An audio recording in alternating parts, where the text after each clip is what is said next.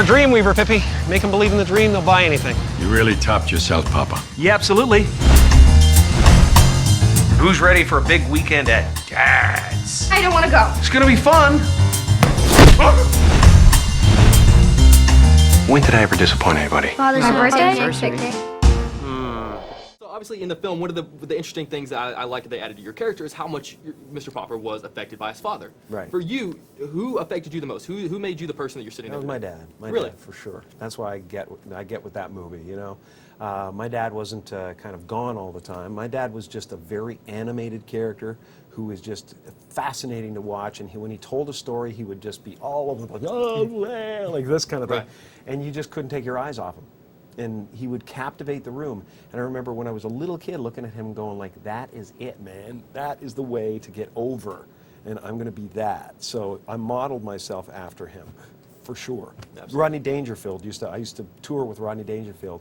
And my father would come back in the dressing room, and him and Rodney would just be going at it like one-liners, one after another. And you know, at one point, Rodney said, yeah, I smoke a lot of pot, you know what I mean, Percy?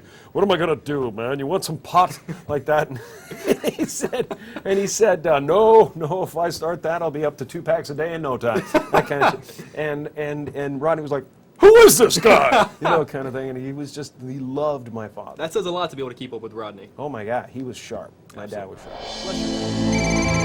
Thomas, your father left you something. So where was he? An odd liquor.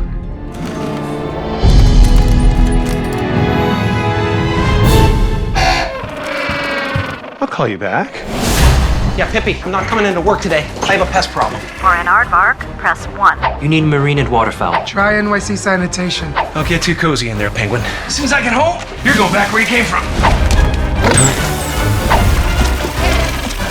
So I'm gonna say, you know, I was telling you, this is a big deal for me talking to you. I grew up watching your movies, and, Cool, man. and you're one of those actors that most people ask me about. You know, they say, what is he like? And the one thing I always say is that you're not your characters. You're not Ace Ventura, and you're not Lloyd Christmas. You know, you're your own person, and, Yeah. and I respect that. I think that's awesome.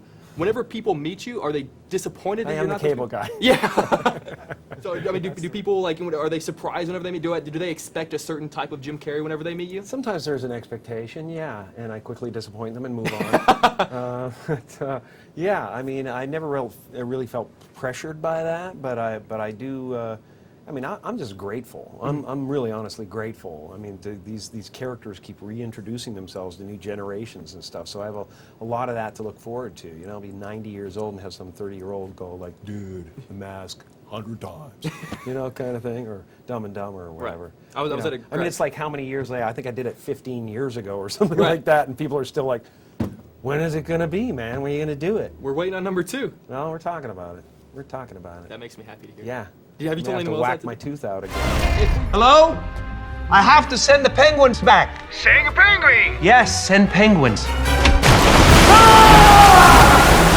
I don't like you. I don't need you. I don't want you in my life. Hey, Mr. Pig, I got your penguin for you. That's not my penguin. Oh, really? Well, that could be anybody. Oh, hey! Not quite ready yet. Penguins, yes! Not fair. So I was telling you, I grew up watching all of your movies. You were the person that I idolized as a kid. I love that. For you I love growing that. up, who was the person that you idolized as a kid? Well, that's interestingly enough, one of the guys that I thought was amazing was Dick Van Dyke. You know, I used to watch reruns of the Dick Van Dyke Show, and I thought he flew to the moon, man. So when this happened, I mean, that part of that scene is the idea that I'm like, you know, basically paying tribute to Dick Van Dyke in a way that you can kind of believe as Right. it would happen in real life. But I heard he was on Rachel Ray one day, and he said some nice things about me, and I invited him to see the premiere, and he's coming to the premiere. That's I heard. awesome. So, yes, I'm stoked about that. So now that you're- is a very happy thing for me. Your mission is now for me, whenever you go on Rachel Ray, to be able to say nice things about me. Oh yeah, Every day. fantastic dancer. Thanks. And bless you, my friend. It was an honor to see. It's always an honor to talk to you. Mr. Popper, give me the birds. Can't actually take the penguins right now. My kid's crazy about them. Did you pass the salt? I'll bet. Who's responsible for this? Thought you were gonna stay in the car. Stay in formation. Hey, break formation! Why are you hitting yourself? Huh? Why are you hitting yourself? That's not attractive for a zoo official. Jim Carrey. Oh, that's not right. Pull yourself together. Your house is full of penguins.